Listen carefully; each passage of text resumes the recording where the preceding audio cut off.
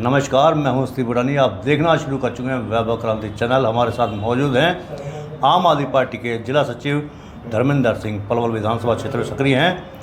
आम आदमी पार्टी के जिला कार्यालय में कल जो रैली निकलने वाली है दिल्ली के लिए केजरीवाल की गिरफ्तारी के विरोध में, उसकी तैयारियों के सिलसिले में सुबह सुबह कार्यकर्ताओं का जमघट लगना शुरू हो गया है। कल की रैली आपकी लोकतंत्र बचाओ रैली, जिसको नाम दिया गया है, जब गोभी दिया है इंडिया गठबंधन की तरफ से, क्या तैयारियां रैली को लेकर? देखिए, ये ऐतिहासिक रैली होने वाली है भूटानी जी, और इस ऐतिहासिक रैली के माध्यम से मोदी भक्तों को ये पता चल जाएगा कि सिर्फ मोदी ही नहीं, बाकी राजनीतिक दल, बाकी लोगों के, बाकी नेताओं के दिमाग में और भी बहुत सारी बातें हैं। इलेक्टोरल बॉन्ड को लेके बहुत सारी बातें हैं लोगों के दिमाग में लेके, ईडी को लेके बहुत दिमाग में बातें हैं लोगों के कि सिर्फ विपक्षियों पर ही क्यों ऐसा हो रहा है और भाजपा में जाने के बाद सब दूध के धुले हो जाते हैं। ये सारी बातें कल उस रैली में आपको देखने को मिलेगा। एक जन सैलाब उमड़ के आएगा और लोगों में बहुत चर्चा है इस बात की। लोग आहत भी हैं इस बात से कि एक निर्दोष आदमी को, जिस पे कोई आरोप नहीं, 6-7 चार्जशीट के बाद, चार्जशीट तक जिसका नाम ना हो, और उस ऐसे नेता को जो अच्छे स्कूल, अच्छे सरकारी स्कूल, अच्छे सरकारी अस्पताल, महिलाओं के लिए फ्री यात्रा, दिल्ली की सीमा में कोई एक्सीडेंट हो जाए किसी भी तरीका तो उसको फ्री इलाज की व्यवस्था कराने वाले आदमी को अगर ये जेल में डाल सकते हैं, तो फिर इस देश को बचाने के लिए इस तरह की महारैलियों का आयोजन करना एक मजबूरी है विपक्ष की। इंडिया गठबंधन की तरफ से आपने कॉल किया है हड़ताल का, दिल्ली बंद का। इंडिया गठबंधन में शामिल पार्टियां शामिल जो हैं वो साथ दे रही हैं आपका? देखिए, पूरा देश साथ दे रहा है, सिर्फ राजनीतिक पार्टियों की बात नहीं। आप कल जन सैलाब देखना, सिर्फ राजनीतिक पार्टी ये साथ नहीं दे रही। दिल्ली का एक एक बच्चा, एक एक महिला, एक एक पुरुष, बुजुर्ग जो तीर्थ यात्रा पे जाते हैं, उनका बच्चा है अरविंद केजरीवाल। उन सबको आहत हैं इस बात से कि ऐसे कैसे दादागिरी से, तानाशाही से, गुंडागर्दी से हमारे नेता को जेल में डाल देंगे। तो आप उस महारैली को कल देखना, बहुत भव्य आयोजन होगा रैली का, और बहुत सारे लोग उस रैली में आपको देखने को मिलेंगे। आप कहते हो कि केजरीवाल के खिलाफ कोई सबूत भी नहीं है, और बीजेपी लगातार ये कह रही है कि सबूत हैं, या ईडी कह रही है कि सबूत हैं, और रिमांड पर तभी मांगा है, और अगर सबूत न होते तो हाई कोर्ट भी रिमांड पर क्यों देता? 1 अप्रैल तक के रिमांड पर दिया हुआ है। देखिए, तानाशाही की हद देखिए। सबूत भाजपा के खिलाफ हैं। जो बयान दे रहा है वो इलेक्टोरल बॉन्ड 50 करोड़ का भाजपा को देता है, और गिरफ्तारी अरविंद केजरीवाल की होती है। ये सारे तथ्य का लोगों को पता नहीं है। और ये भाजपा ने जो अभी किया है ना, आप देखना, इसका जवाब जनता वोट के माध्यम से देगी, क्योंकि और तो कोई रास्ता लोकतंत्र में है नहीं। अगर किसी सत्ता को बदलना हो तो कोई दूसरा रास्ता तो है नहीं। अब इस टाइम पे लोगों ने अपना मन बना लिया है कि ये कुछ भी कहता रहे, कितने भी परपंड रच ले, कितनी नदी में, समुद्र में अंदर तक चला जाए या बाहर में ऊपर आसमान तक चला जाए, इसको छोड़ने वाले नहीं है लोग। हरियाणा में आपका लोकसभा चुनाव में गठबंधन है कांग्रेस के साथ। एक पर आप लड़ रहे हैं, कुरुक्षेत्र में आपके प्रदेश अध्यक्ष सुशील गुप्ता लड़ रहे हैं, बाकी 9 सीटों पर कांग्रेस लड़ेगी। बीजेपी तो लगातार ये कह रही है कि मोदी का क्रेज है, वर्ल्ड लीडर है मोदी, उनके सामने कोई टिकने के तैयार नहीं है, कोई टिक भी नहीं पाएगा।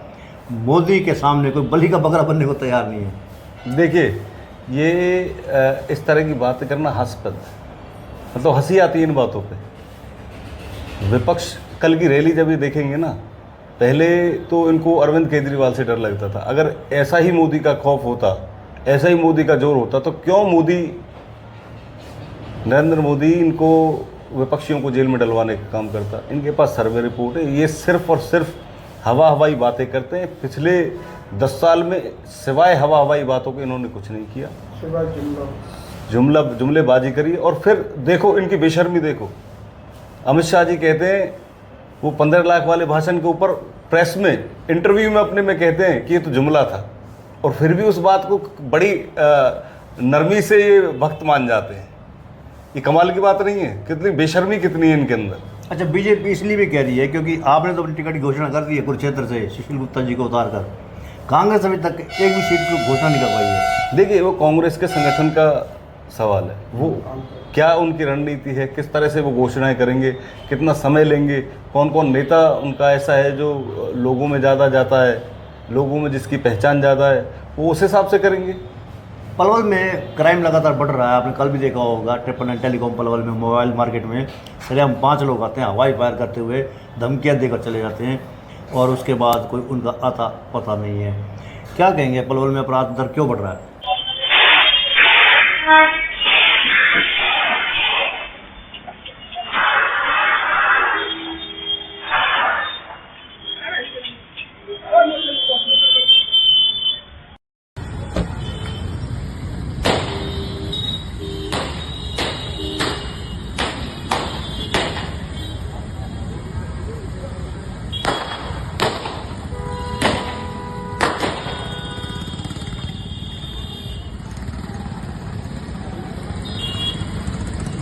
देखिए, सिर्फ यही अकेली घटना नहीं है, ये तो बहुत बड़ी घटना है पलवल के लिए। इसमें शासन और प्रशासन दोनों की ही नाकामी और निकम्मापन, मैं तो निकम्मापन कहूँगा, वो सामने लोगों के सामने आ रहा है। लोगों के अंदर खौफ है। इससे पहले भी सिविल हॉस्पिटल में आपने देखा होगा कि किस तरह से फरसा और लाठियाँ लहराते हुए सरेआम हमला किया है लोगों पर। मतलब कहाँ प्रशासन है और कहाँ शासन है, ये सवाल बन रहा है। लोग खौफ में हैं। इस तरह से तो व्यापारी लोग कैसे धंधा कर पाएंगे? मान लीजिए आज 999 वाले पे हमला हो गया इस तरह का, एक जानलेवा हमला कह सकते हैं इसको, या फिर इसको हम एक धमकी के तौर पे कह सकते हैं कि उनको डराने के लिए उन अपराधियों ने इस घटना को अंजाम दिया है। देखिए, जो सिविल हॉस्पिटल वाली मैंने आपको बात बताई थी, उसमें भारतीय जनता पार्टी का युवा मोर्चा का एक नेता भी देखने को मिला है। इन वीडियोज़ की जाँच होनी चाहिए। अब देखिए, हो क्या रहा है कि जिस तरह की ये गुंडागर्दी चल रही है देश हमारे क्षेत्र के अंदर, ये ऊपर से सीख रहे हैं। ऊपर वाले ईडी से धमका के वसूली करते हैं व्यापारियों से, नीचे वाले इस तरह की वारदातें करके, बिना किसी राजनीतिक शय के इतना बड़ा काम होना क्या मुमकिन है? आप समझ के देखिए, ये सारे जनता सब कुछ देख रही है। और इस खौफ भरे माहौल से निकलने के लिए मैं तो इस क्षेत्र के लोगों से और देश के लोगों से यही बात कहना चाहूँगा कि इनको हटाना पड़ेगा। बहुत खौफनाक मंजर ये लोग तैयार करने वाले हैं, क्योंकि सब कुछ तो बदलता जा रहा है। लोगों के अंदर नफरत भर रहे हैं ये लोग, एक दूसरे के प्रति, कहीं जाति के प्रति नफरत भर देते हैं, कहीं धर्म के प्रति नफरत भर देते हैं, कहीं शक्ल देख के लोगों को नफरत पैदा करने का माहौल बना रखा है। मतलब किस तरह का माहौल ये देश को देना चाह रहे हैं? हमारा देश एक खुशहाल देश है, इतने सारे रिसोर्सेज हैं हमारे पास में, उन रिसोर्सेज को ये इस्तेमाल नहीं कर सकते। बेरोजगारी हो कैसे सकती है हमारे देश में, आप बताइए? जहाँ इतनी बाहर देश की कंपनियों को तो हमारे देश में रोज़गार दिखता है कि आप वहाँ प्लांट लगाइए और वहाँ लोगों को रोज़गार मिल जाएगा, और बहुत ज़्यादा उपभोक्ता है वहाँ पर। जहाँ उपभोक्ता होंगे वहीं तो एम्प्लॉयमेंट होगी। कुरुक्षेत्र में क्या होगा? क्योंकि बीजेपी लगातार ये कह रही है कि सुशील गुप्ता 2 लाख वोटों से कम हारेंगे। नवीन जिंदल जो भारतीय जनता पार्टी के कैंडिडेट हैं वो भारी मतों से जीतेंगे। देखिए, इस बार इन लोगों का जो वहम है ना, वो वहम निकल जाएगा। ये 2 लाख वोटों से हारने की बात कर रहे हैं, ये 2 लाख वोट खुद तो ले जाएं वहाँ। नवीन जिंदल जो थे, जब ये कांग्रेस में थे तब यही बीजेपी तो उन पर कोयला घोटाले का आरोप लगाती थी।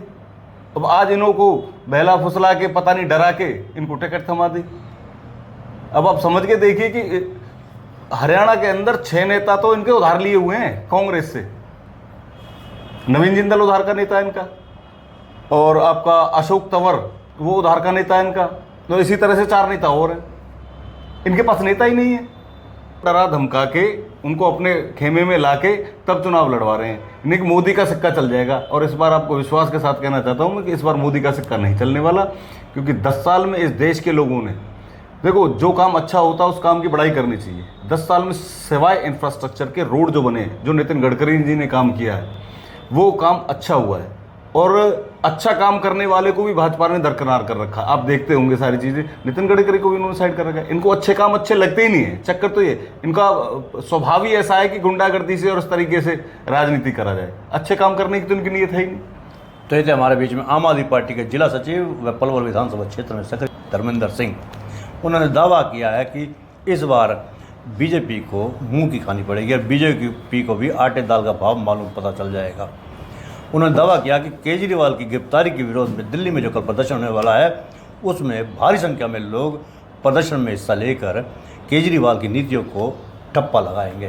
बहरहाल हमारा आपसे अनुरोध है कि इस चैनल को आप लाइक करें, फॉलो करें, कमेंट बॉक्स में प्रतिक्रिया दें, इस लिंक को ज़्यादा से ज़्यादा शेयर भी करें। धन्यवाद। जय हिंद, जय भारत।